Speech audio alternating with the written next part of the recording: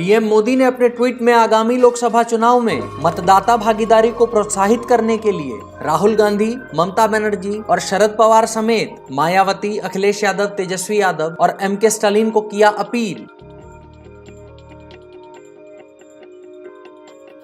कांग्रेस महासचिव प्रियंका गांधी ने किया पहला ट्वीट, लिखा, मैं हिंसा के खिलाफ हूं क्योंकि जब भी हिंसा का अच्छा असर नजर आता है वह असर थोड़ी देर के लिए होता है, लेकिन इस हिंसा से जो बुराई पैदा होती है वो स्थायी होती है।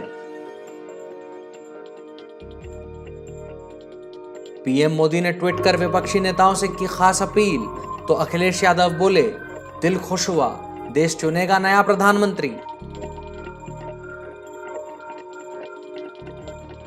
मोदी सरकार के खिलाफ लामबंद हुए मुस्लिम धर्मगुरु और नेता, कहा साथ आए सेक्युलर ताकतें।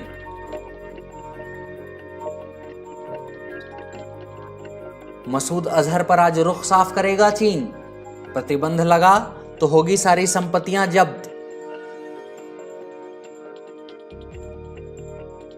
मसूद अजहर पर बोला अमेरिका, कहा मसूद अजहर को वैश्विक आतंकवादी घोषित करने में असफलता होगी क्षेत्रीय स्थिरता और शांति के लिए भी खतरा। मसूद अजहर मामले में चीन को अमेरिका की चेतावनी, कहा अगर लगाया अड़ंगा तो होंगे रिश्ते खराब।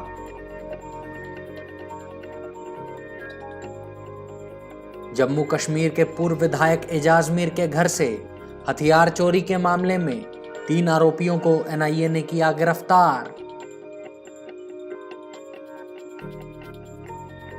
बिहार के भागलपुर जिले में बम ब्लास्ट होने से 2 मासूमों की मौत, एक बच्चा घायल।